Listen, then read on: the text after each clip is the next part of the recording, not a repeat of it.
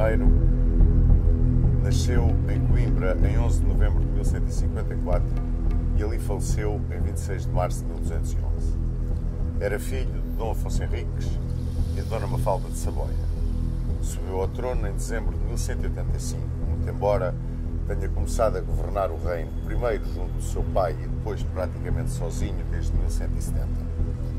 Chamaram-lhe o povoador pelo extraordinário empenho que pôs no povoamento e arroteamento da terra portuguesa que alargou primeiro até Silves e depois, durante a grande invasão do Almanzor, como vamos ver, teve que recuar a fronteira até a linha do Tejo. Foi um homem de grande dedicação à terra portuguesa. Covilhã, Gouveia, Guarda, quantas terras que hoje nos são absolutamente familiares, nasceram do seu gênio. E nasceram também da necessidade que teve de defender como a linha de fronteira entregue às ordens militares a terra sagrada que herdara de seu pai. Foi um romântico, no fundo, um cavaleiro de lenda, um cavaleiro quase diria como os romances de cavalaria da Tábua Redonda. Compôs Ai Eu Coitada, a primeira canção de amigo, talvez, que se conhece, e teve uma paixão na vida muito grande pela ribeirinha, Dona Maria Paes Ribeiro, com quem viveu um romance maravilhoso depois de ter enviuvado de Dona Dulce de Aragão.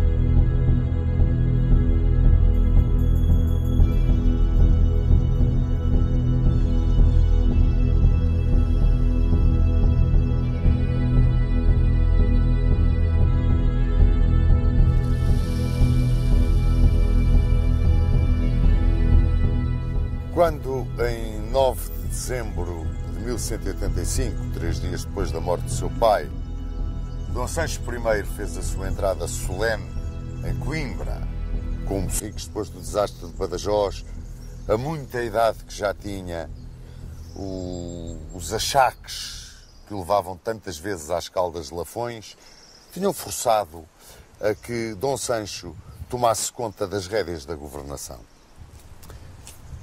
De qualquer forma, quando desde muito novo Dom Afonso Henriques o fez participar na administração do reino, seguia uma linha muito comum nas monarquias peninsulares de então e que vinha numa tradição desde as monarquias asturianas e leonesa, de dar ao sucessor do rei a força e o prestígio aquém e além fronteiras, para que depois fosse mais facilmente aceitado por súbditos e por vizinhos.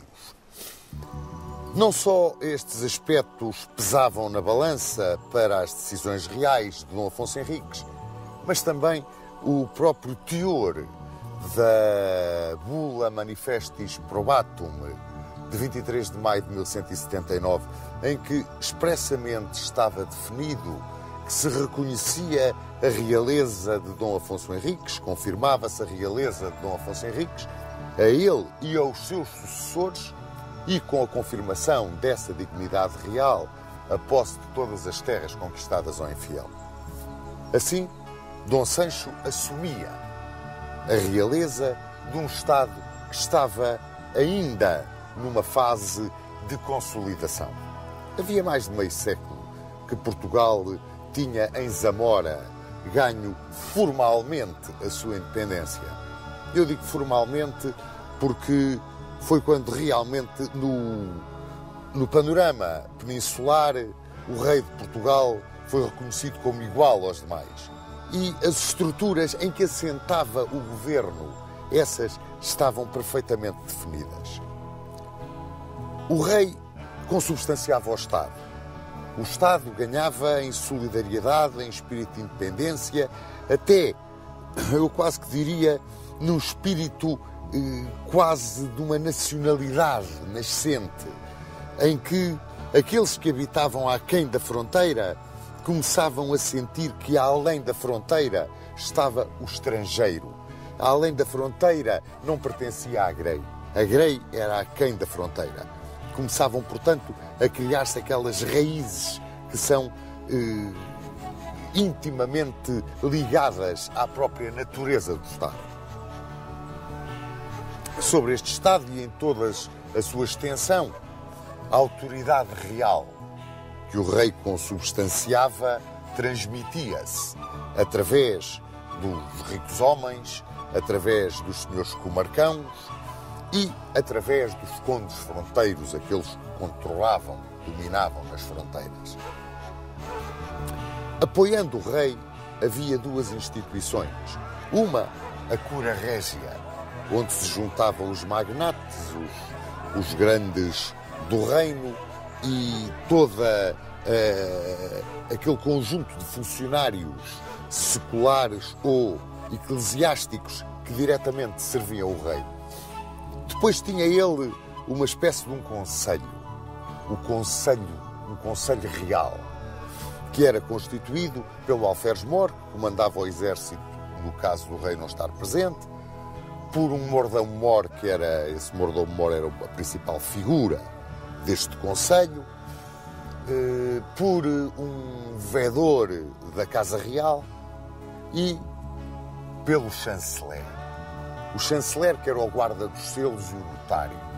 E é curioso que, quer no reinado de Dom Afonso Henriques, quer no de Dom Sancho I, quer depois, mas nestes dois, o chanceler teve um peso tremendo nas decisões do rei. Era quase que uma eminência parda, um conselheiro que lhe indicava os caminhos da política, como foi o caso de Mestre Alberto e do grande chanceler Julião. Bom, esta era a organização de um Estado que, de uma forma incipiente no primeiro reinado, se tinha ido cada vez mais agarrando à terra que ia conquistando. Que fronteiras herdou Dom Sancho I? As fronteiras não estavam bem definidas, salvo ao longo do Rio Minho, que separava Portugal do reino de Leão e da Galiza. Esse Rio Minho tinha sido fortificado no tempo de Dom Afonso Henriques com Monção e Melgaço. Era agora a vez de Dom Sancho I criar e povoar Valença do Minho. E a fronteira corria no Rio Minho mais ou menos como corre hoje. Infletia depois para vir por Bragança e Miranda, cair para sul e chegar pelos alcantilados do Douro e do Coa até ao Elga. Aí existiam Pinhel, Sortelha, Sabugal, que controlavam essa zona de fronteira. Depois era um espaço mais ou menos aberto. Entrava-se na zona da Beira Baixa, caminhava-se para o Val do Tejo, para a Extremadura, e aí começava o choque com o inimigo muçulmano. Aí era o campo de batalha, ou pelo menos o campo de batalha prioritário, e tudo era perfeitamente indefinido. A fronteira com o muçulmano era uma primeira prioridade de defesa, mas a fronteira com o leonês também era, e esta também não era bem definida. Se nós formos ver como era a fronteira com o leonês, era constituída por uma série de castelos, separados uns dos outros a uma certa distância. Depois, entre Portugal e Leão, havia uma terra de ninguém, controlado, comandados pelos tenentes, pelos governadores dos castelos que defendiam a soberania leonesa. Estendia-se também a linha de Castelos de Leão. As populações de um lado e do outro, que se tinham mantido em paz, unidas, durante o tempo do Imperador das Espanhas, agora, com a independência de Portugal, com o Reino de Leão, degladiavam-se, batiam-se frequentemente, mesmo quando os seus soberanos estavam em paz.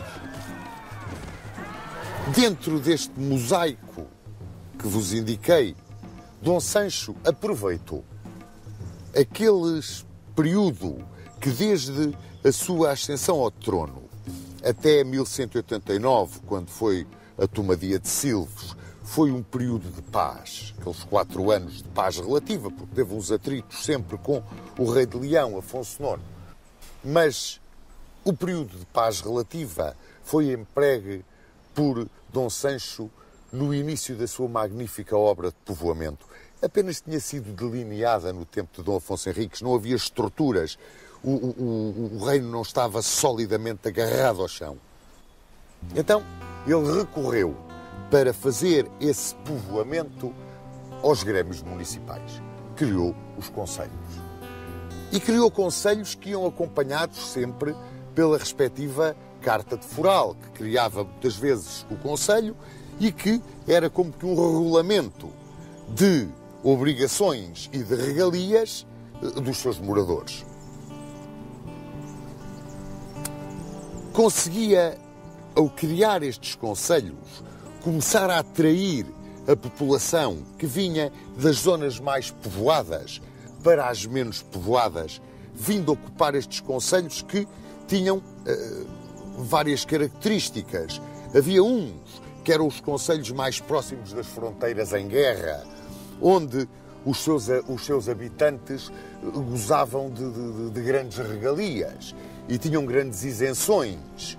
Depois, aqueles mais para o interior, mais antigos, onde já estava mais cimentada a nacionalidade, aí havia, por assim dizer, terras que pertenciam mais ao senhorio régio, ao senhorio dos grandes senhores, ao senhorio do clero.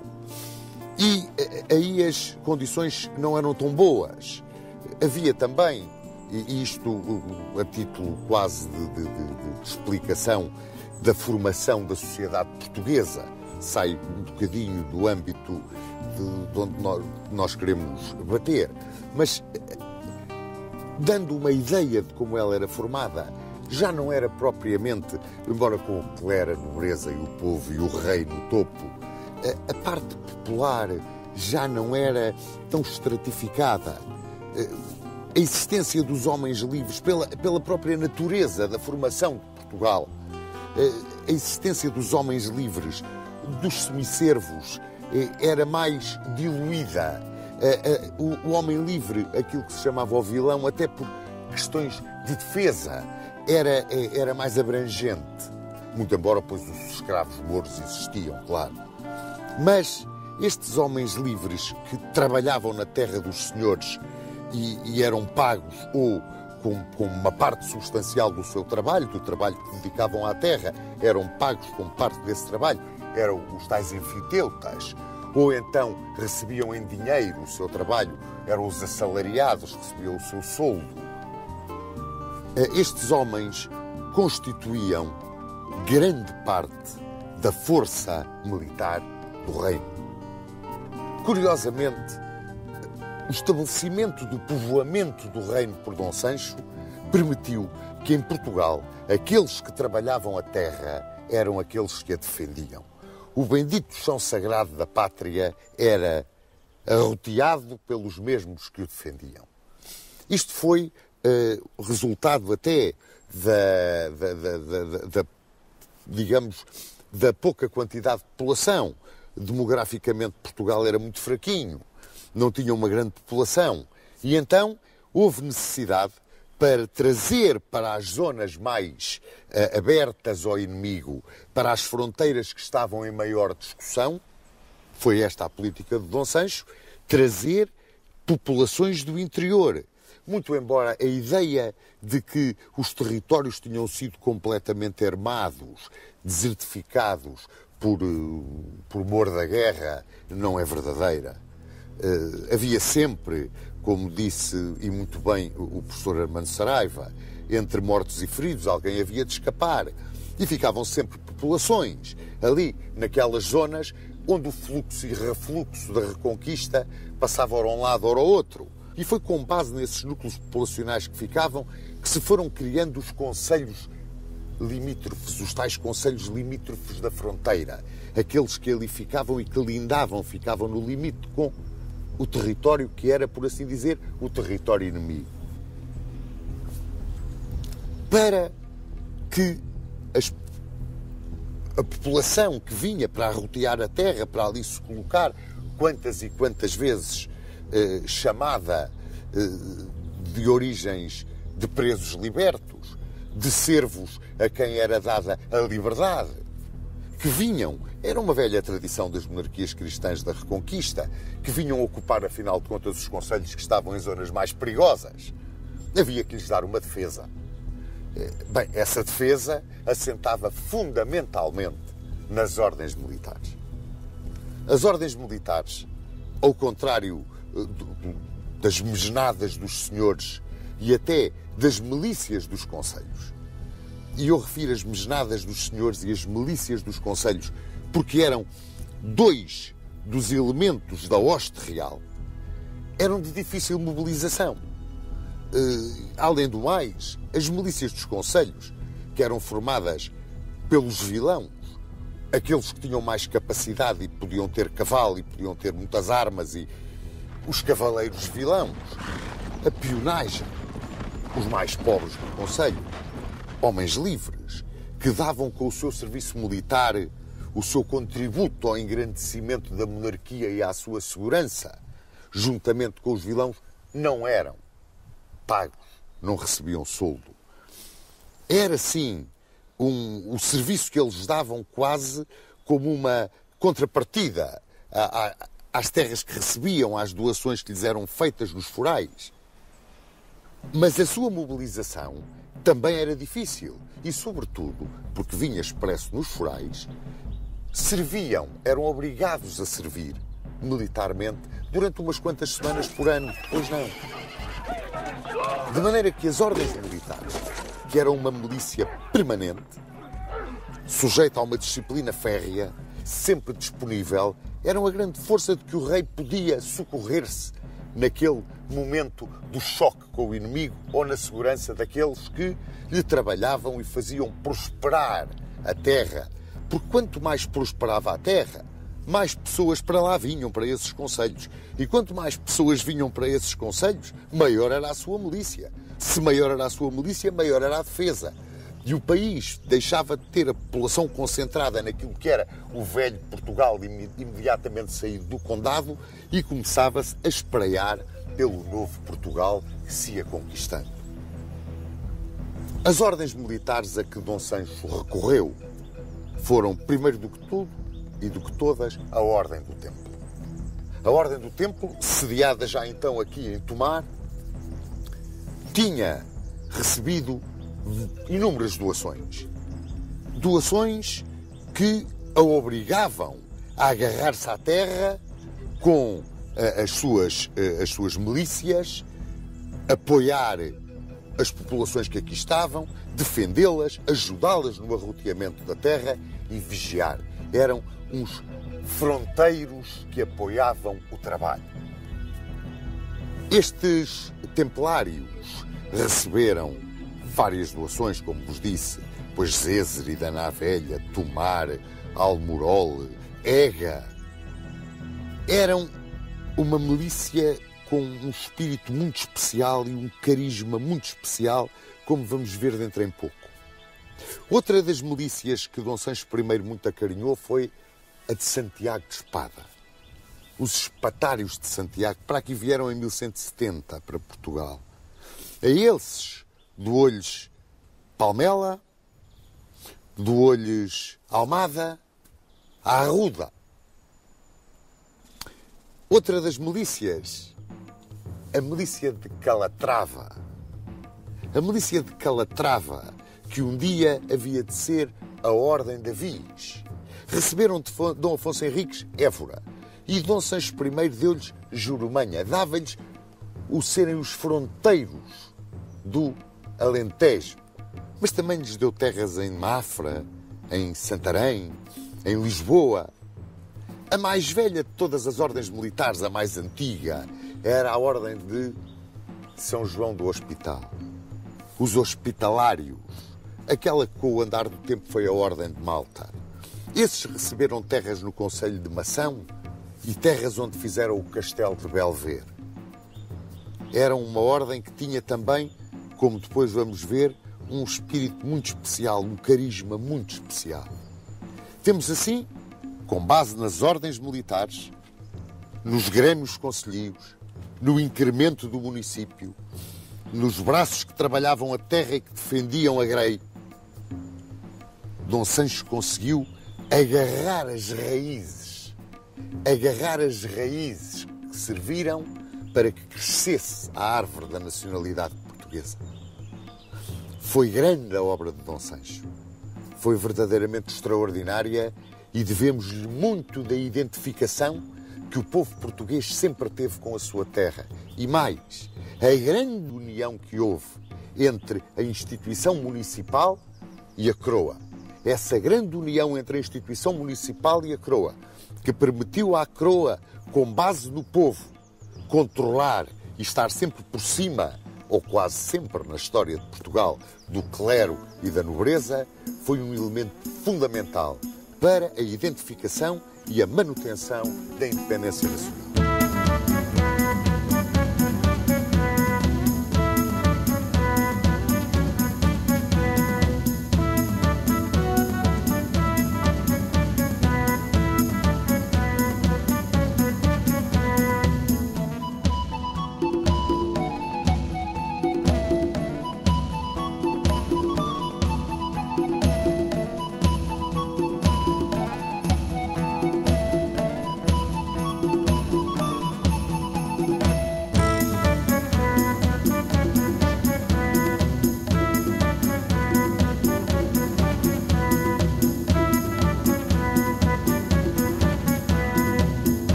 Ora, logo no início do seu reinado, como vos disse, havia umas certas questiúnculas entre Dom Sancho I e o rei de Leão.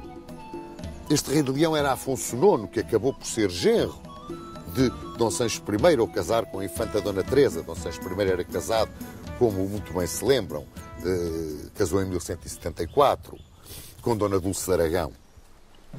Ora, por razões sucessórias e questões de fronteira, eles andavam sempre em briga. E, nesta altura, precisamente ao chegar ao fim dos anos de 1187, 1186, ali naquela altura em que Saladino aparecia em grande força na Terra Santa, nós estávamos envolvidos num conflito em que entrava Afonso VIII de Castela e em que entrava Afonso IX de Leão, e aquilo não estava ali muito em paz. Sucede que nesta altura Saladino vence a grande batalha do lago de Tiberíades. E na grande batalha do lago de Tiberíades capturou Guido Lusignan, capturou o Santo Lenho, parte do madeiro onde tinha sido crucificado Cristo, e preparava-se para conquistar Jerusalém, o que aliás fez. Saladino foi o grande líder do mundo islâmico. Saladino foi, além de um extraordinário general, um homem com uma capacidade diplomática e uma gestão política invulgar, não só no seu tempo, em toda a história. Esta vitória de Saladino alarmou e lançou o horror no mundo cristão. E Roma pregou uma cruzada. E Dom Sancho I resolveu entrar nessa cruzada. Bem, foi em todo o reino, sobretudo junto das ordens militares e dos grandes senhores, um alerta geral. Não, senhor, não tinha nada aqui para a cruzada, porque aquilo que estava a suceder aqui no Andaluz era uma cruzada. E havia muito para baixo, para o Garbo, para ser conquistado, e era escusado ele sair do reino com a sua hoste real e ir embrulhar-se na Terra Santa, na cruzada contra Saladino. Estava aqui muito bem e era aqui que ele devia de combater e era aqui que ele devia de continuar a sua obra de conquista e cristianização da terra do infiel, que afinal era nossa e tinha sido conquistada por ele. Portanto, era esta reconquista que era a sua cruzada. E lá o convenceram. E Dom Sancho resolveu, vendo as possibilidades que havia de alargar a fronteira do seu reino, avançar sobre o Xenchir, avançar sobre a parte mais a sul de Portugal, entrar naquilo que é hoje o Algarve, o Alfogar Morisco. E se havia alguma presa que valia a pena ir apanhar, se havia alguma joia para a coroa que havia de ser apanhada porque era realmente digna de todo o esforço do rei, era Chelbe. Chelbe, a Silves dos cristãos, era realmente a joia da coroa no Xenchir. Dizem os cronistas que era uma cidade magnífica, não só por aquilo que produzia em frutas e vinhos e que eram conhecidos por toda a Europa em exportações extraordinárias, mas pelos seus jardins, pelas fortunas que albergava.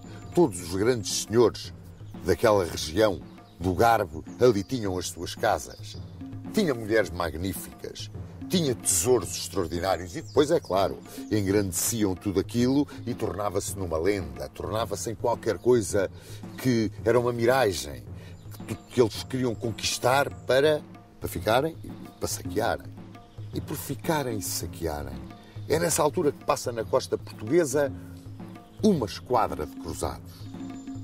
Eram os primeiros que respondiam aos apelos de Roma para a cruzada contra Saladino. Eram dinamarqueses, alemães, belgas, vinham comandados por Knut da Dinamarca, por Ludwig da Turíngia e, se não me engano, pelo Conde de Berrene. Eram os seus três comandantes. Convenceu-os Dom Sancho a tomarem Silves com ele. E eles aceitaram. Estávamos no verão de 1189 e avançou-se sobre o Algarve. Silves era protegido por Alvor, Lagos, Portimão. Aliás, foi para Alvor que as populações, logo se começou a desenhar o avanço das forças cristãs, se foram refugiar. As populações dos campos não cabiam todas dentro de Silves. Portimão foi a primeira a ser atacada e caiu sem grande resistência. Abria-se o Xenchir. Chegava-se a um trato. Como é que ia ser a distribuição da presa? E aquilo que os homens do Norte queriam, pois era o saque. Era o saque indiscriminado. Então Sancho, pois, teve que aceitar que eles, sim senhor, pois, saqueavam Silves depois de Silves cair. O problema estava em tomar Silves. Os cruzados traziam uma arma nova para bater os muros de Jerusalém, os muros das praças da Palestina, o ouriço. Era uma espécie de um guindaste com um vai e vem, bolas com bicos que batiam contra as paredes das fortalezas, contra os muros das fortalezas. E usaram os ouriços em silvos, como nós usamos as nossas catapultas, estopa a arder para dentro dos muros, um cerco horroroso, assaltos com escadas, uma resistência heroica por parte dos sitiados, um combate sem tréguas. Quando um daqueles grandes senhores de silvos saiu para se render, disse que a situação dentro dos muros era desesperada, a sede era horrível. As descrições do que se passava dentro de silvos ainda hoje comovem. Disse também que a última defesa de Silves seria a coraça da cidadela. E isso deu um ânimo extraordinário aos cruzados, porque havia a possibilidade de virem forças da Andaluzia socorrer Silves, tal era a importância de Silves. Dom Sancho esteve mesmo para abandonar o cerco, mas os cruzados é que não deixaram, eles queriam o saque. Começou-se na terrível guerra de Minas e contra Minas. Por baixo do chão, por baixo das muralhas, minava-se para encher aquilo com lenha e matérias inflamáveis e ver-se puxando fogo, caíam os muros. E foi o que sucedeu. Por brecha aberta na muralha, os cruzados entraram dentro de si e se rendeu-se. Era o dia 3 de setembro de 1189. E esta data marca o início do saque da cidade. E foi de tal forma horroroso o saque da cidade que, mesmo correndo o risco de entrar em litígio com os seus aliados, Dom Sancho teve de pôr corpo. Lá entregaram os cruzados a cidade ao rei português, o que foi um lenitivo para os pobres dos mouros, que estavam completamente desvairados, de pavor de verem as suas famílias trucidadas, as suas mulheres violadas. Uma coisa indescritível. E, curiosamente, várias praças algarvias foram-se entregando. E toda aquela linha de Messines, Faro, Albufeira, foi-se entregando ao rei português. E, de repente, quase todo o Algarve estava na sua mão. Sucede que, ao mesmo tempo que Dom Sancho avançava sobre Silves e travava o seu combate em Silves, Afonso VIII de Castela entrava no Andaluz e conquistava também várias praças. E isso foi um grito de alerta em Marrocos. Era então ali o emir Almansor, o Vitorioso, um dos grandes generais almohadas. E Almansor decidiu pregar a Guerra Santa e vir ao Andaluz. Desembarcou em Tarifa, dividiu o seu exército, parte para ir contra aquilo que era de Afonso VIII, parte para vir contra Portugal, entrega a parte para vir contra Portugal ao seu irmão Mohamed Yacoub, e ele entrou em Portugal. Sitiou logo Silves, assaltou Évora, entrou pela linha do Tejo, evitou Santarém, passou Torres Novas à espada e, no fim do verão, princípio do outono de 1190, estava aqui, diante dos muros de Tomar. A ordem tinha vindo para aqui trazida pelo seu mestre, que era mestre nos Três Reinos, Gualdim Pais, em 1160. Gualdim Pais era um dos homens que Dom Afonso Henriques mais admirava. Armou o cavaleiro no campo de batalha de Ourique e foi recebido templário pelo grão-mestre Bertrand de Blanchefort na brecha aberta em Ascalona.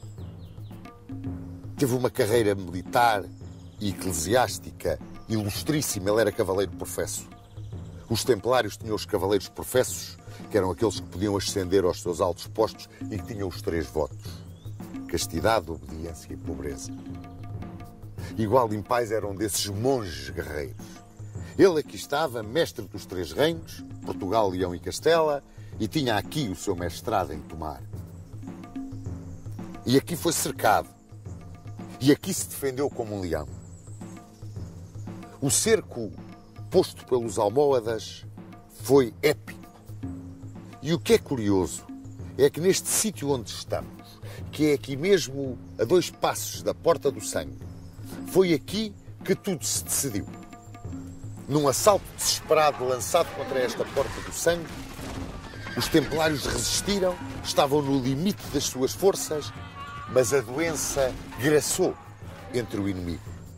E eles foram obrigados a levantar o cerco e a retirar sobre Sevilha. Era a 11 de novembro de 1190 e nas lajes da charola, deitado no chão com os braços em cruz, o Albin Pais agradeceu a vitória.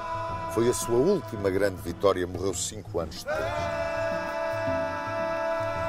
Ao mesmo tempo em que isto sucedia, outra esquadra de cruzados passa pela costa portuguesa e vai a Silves. Eram cruzados ingleses.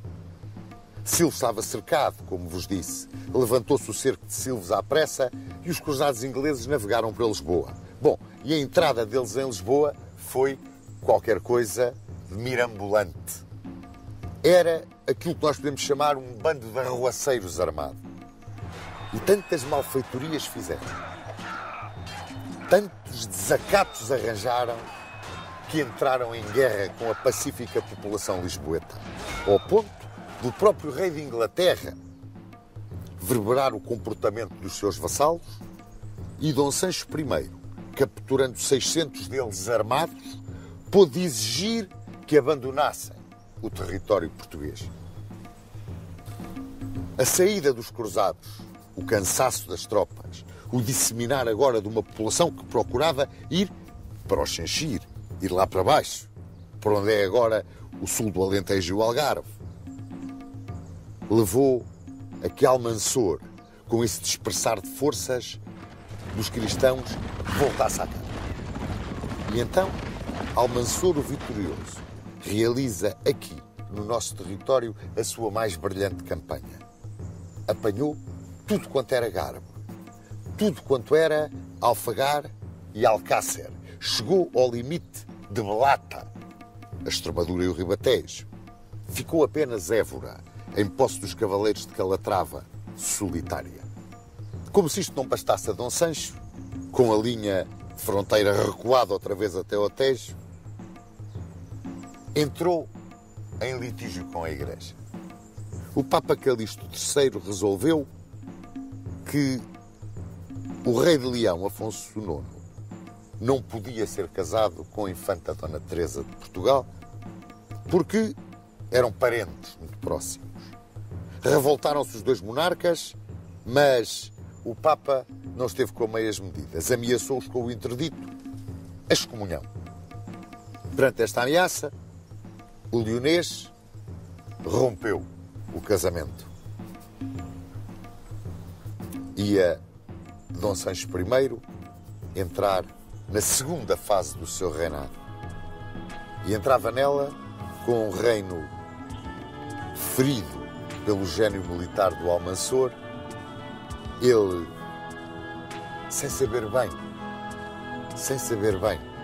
como é que ia ser o seu relacionamento com a Igreja, mas absolutamente decidido a continuar a sua obra de fortificação da fronteira e, sobretudo, de povoamento, de criação de riqueza do reino que tinha herdado e que, afinal de contas, também se sonhava alargar.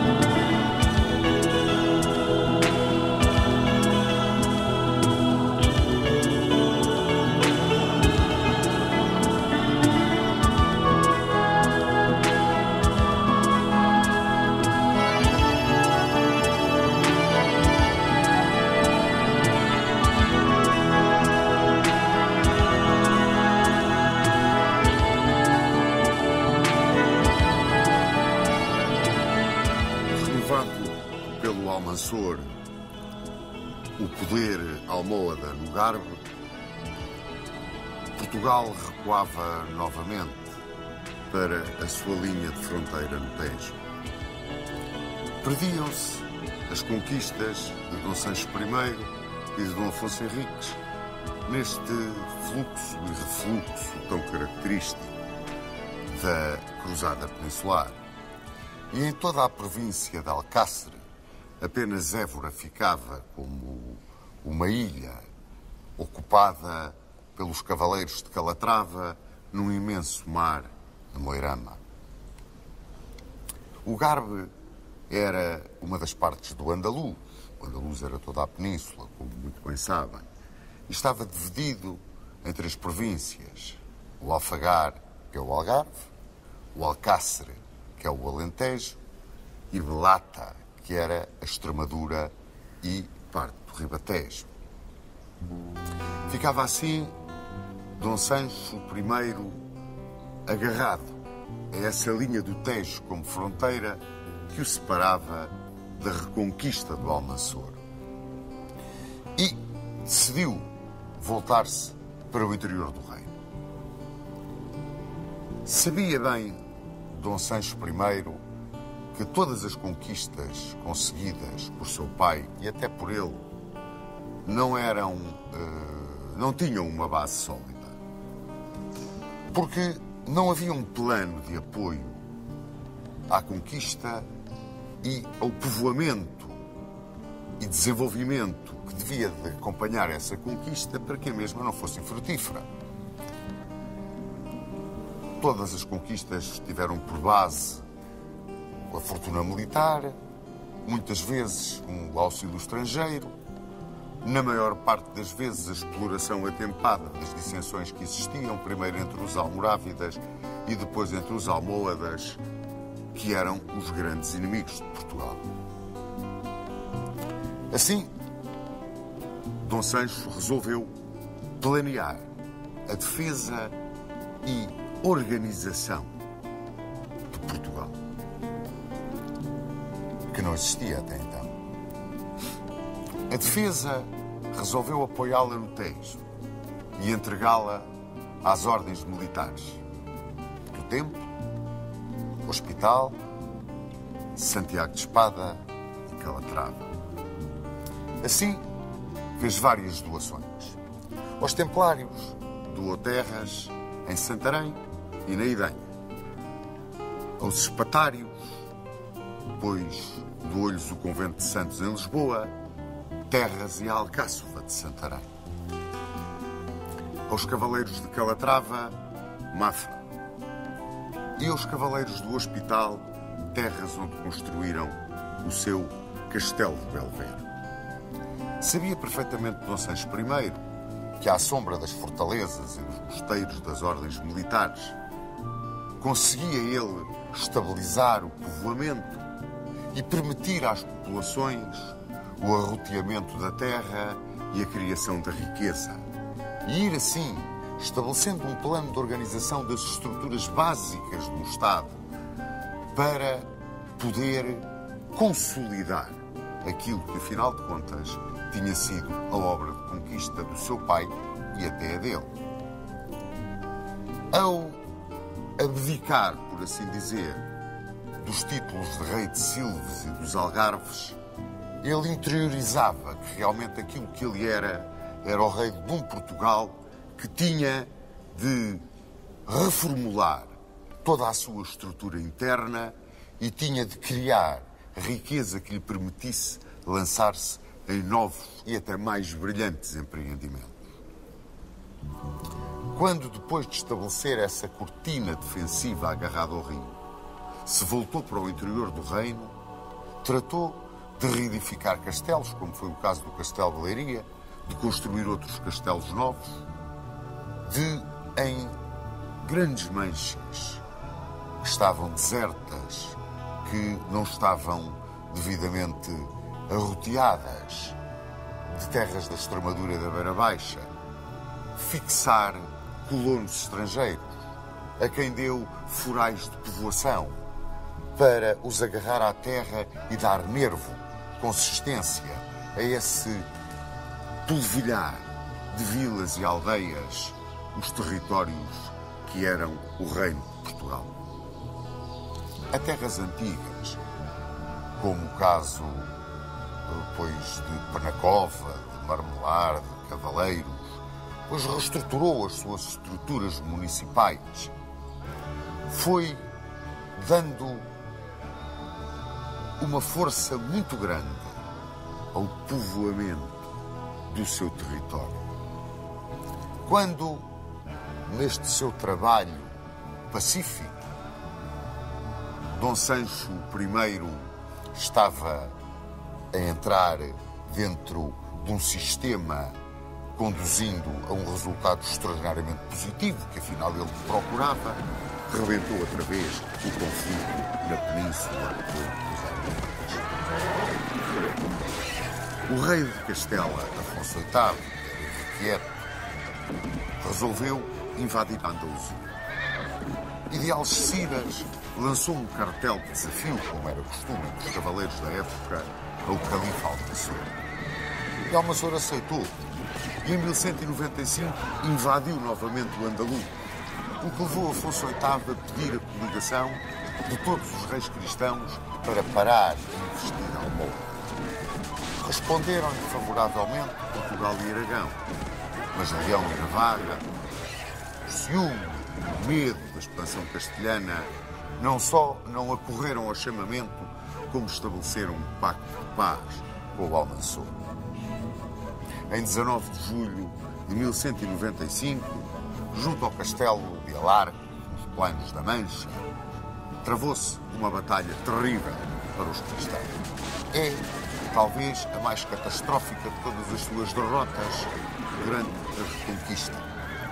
Que pese embora a brilhantíssima carga da cavalaria hospitalária de Gonçalo Viegas, que foi o núcleo da representação portuguesa nesse exército aliado, os almohadas, que eram comandados por um renegado cristão, Pedro Fernandes de Castro, conseguiram ali a sua mais brilhante vitória em toda a Guerra da Reconquista. Esta Batalha de Alarco traumatizou profundamente os monarcas cristãos de Castela, Portugal e Aragão. E, em 1196, Dom Sancho I, que era sogro do rei de Leão, furioso com a posição que o rei de Leão tinha tomado em todo aquele problema da invasão do Almanzor, aliou-se com o castelhano e o aragonês e foi para a guerra contra Leão. Invadiu a Galiza e conquistou Tui, Lóbios e Pontevedra. E voltou à sua vida de povoador e organizador do reino. Continuou a doar terras à cavalaria das ordens militares, com a ajuda dessas ordens militares, estabeleceu, além da cortina defensiva, uma espécie de zona tampão, onde o povoamento se ia incrementando e para onde ia chamando populações vindas de outros territórios já perfeitamente consolidados dentro da Reconquista cristã. Em 1198, mais ou menos 1197, 1198, pensou em construir uma forte cidade na fronteira leonesa. E nasceu a cidade da Guarda, para onde ele depois passou tudo quanto era organização religiosa e administrativa da Idanha para a Guarda. Tornou a Guarda numa cidade extraordinariamente importante. Era uma âncora na fronteira de Leão e bem precisava dela, porque pouco depois o leonês resolveu invadir Portugal. Invadiu Portugal e entrou, cercou Bragança, entrou por trás dos montes, cercou Bragança.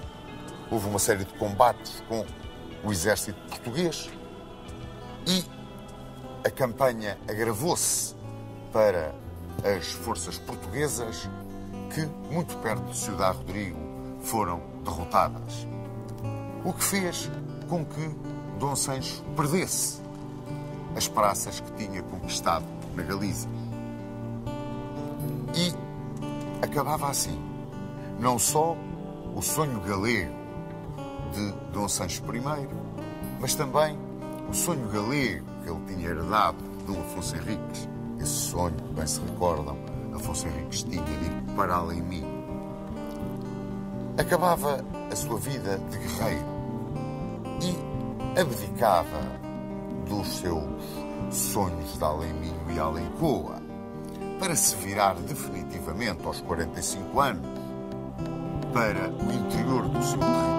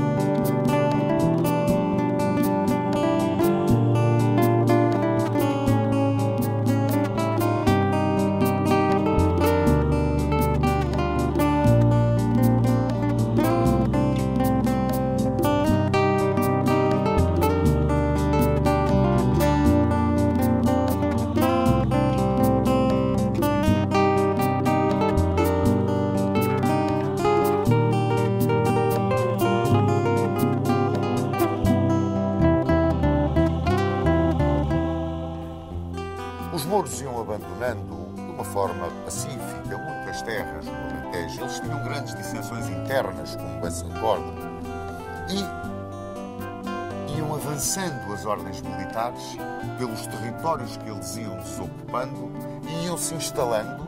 E quando se instalavam as ordens militares, instalava-se a população, que à sua sombra queria progredir, desenvolver, arrotear, dar vida. Começaram a aparecer povoações como Ervedel, Montalvo do Soro, Alhandra, Aveiras. E foram-se criando mais castelos, fortificando-se essa linha ao longo do Rio Tejo, entrando pela beira, vindo cá acima, perto da fronteira, em Trás-os-Montes. Nesta altura, quando tudo parecia serenar dentro de Portugal, talvez que muito influenciado pelo gênio do seu braço direito, o célebre chanceler Julião, e porque estava farto também da arrogância dos bispos do Porto e de Coimbra e da tentativa de intromissão e centralização da Santa Sé, Dom Sancho I entrou em confronto com o clero. Foi um confronto que durou 2 anos, mas foi um confronto tremendo. Ele tinha várias razões de queixa do bispo do Porto e do bispo de Coimbra, não só das suas prepotências, mas também de não se quererem curvar perante a autoridade real. Não aceitavam a supremacia da autoridade real. E discutiam também com a autoridade real as percentagens das rendas a cobrar. Nesta luta com o clero, que o levou à excomunhão, porque ele desafiou frontalmente Inocêncio III, Dom Sancho teve o apoio do braço popular. Há até 2 casos curiosos, 2 burgueses do Porto. A um chamaram-lhe o feudo Tirou, porque influenciou, apoiou toda a ação do rei, que inclusivamente mandou tropas para prender o bispo do Porto e pôr-lhe um travão à sua prepotência, aos impostos que lançava, às rendas que cobrava. Fez o mesmo com o de Coimbra, mas o de Coimbra não era tão ativo como o do Porto. Também foi apoiado aqui por um burguês chamado João Alvo. Quer o feudo Tirou, quer João Alvo, foram excomungados igualmente. Havia, portanto, uma grande identificação entre o movimento popular contrário às prepotências do alto clero e a posição do rei apoiando esse movimento popular e querendo esboçar depois de ter estabilizado todo o povoamento e o arroteamento dos seus territórios, estabilizar o seu próprio poder, centralizar o seu próprio poder. É claro que, com o reino excomungado, ele tomou cuidado e criou novos castelos e fortificou toda a fronteira. Por exemplo, na zona entre Numão e a Covilhã, com fortalezas como Gouveia e Trancoso, as fortalezas mais chegadas à fronteira de Leão, não fosse o caso do Papa, porque o reino estava interdito, aconselhar a tomadia do mesmo, e de certeza que o rei de Leão vinha por aí abaixo para entrar em Portugal.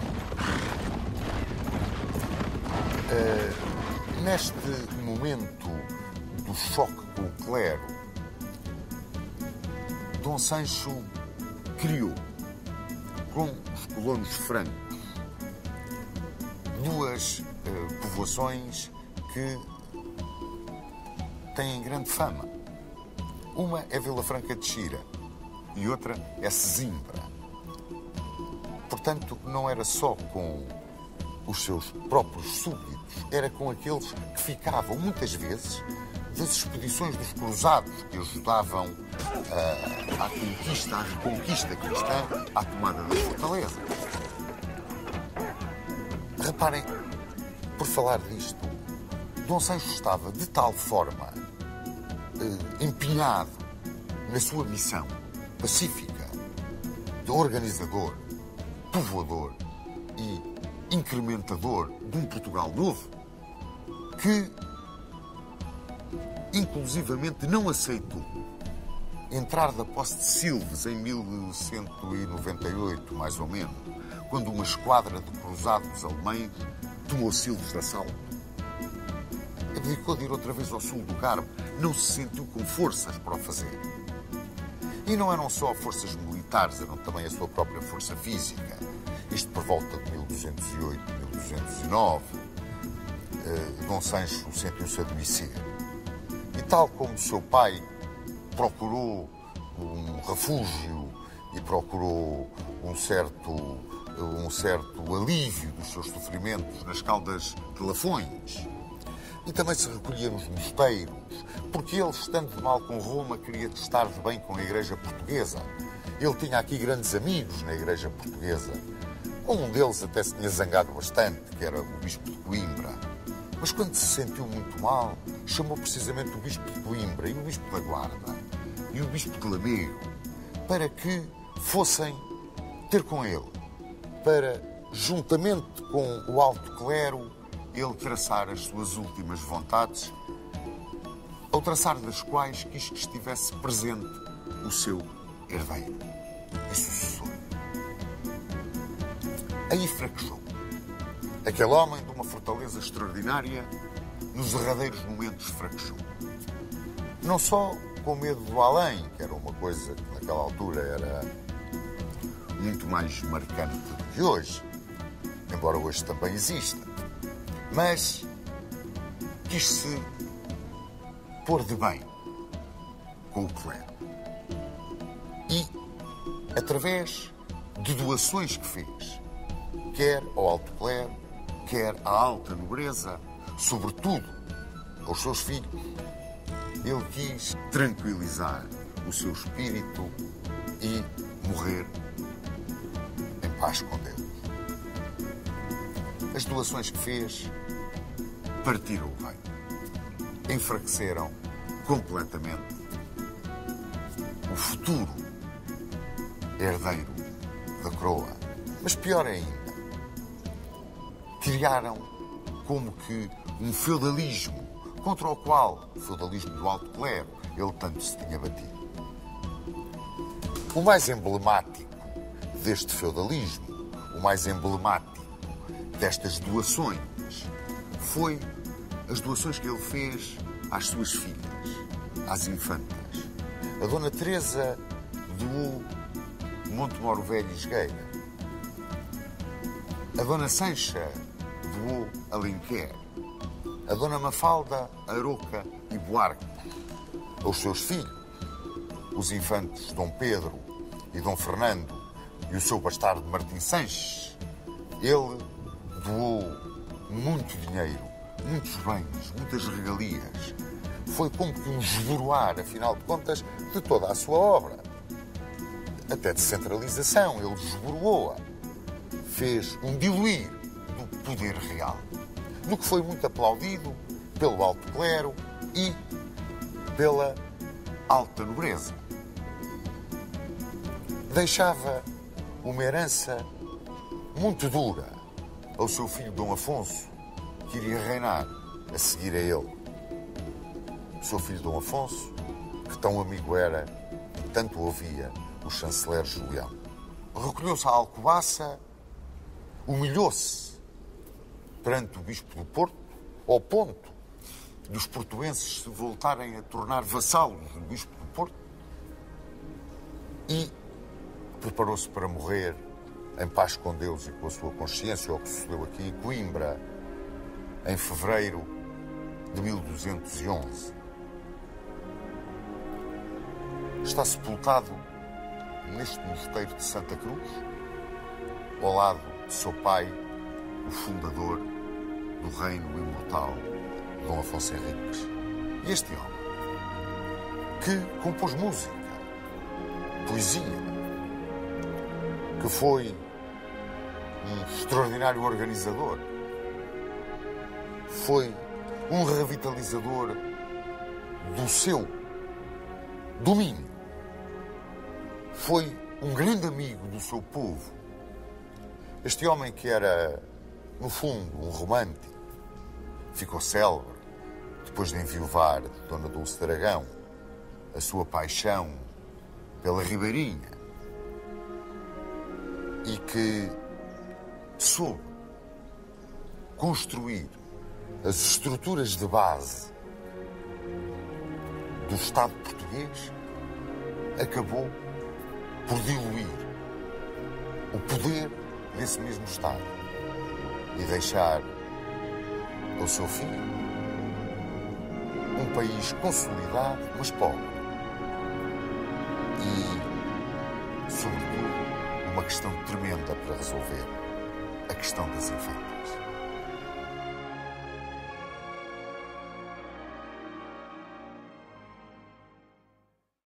Eu gostava que o João Duarte nos desse a sua opinião sobre o reinado deste homem, muitas vezes muito maltratado, mas Dom Sancho I foi realmente, na sua opinião, o monarca marcante, ou foi o monarca, digamos, quase que viveu na sombra da glória do pai? Ficou um pouco na sombra da glória do pai, isso era inevitável.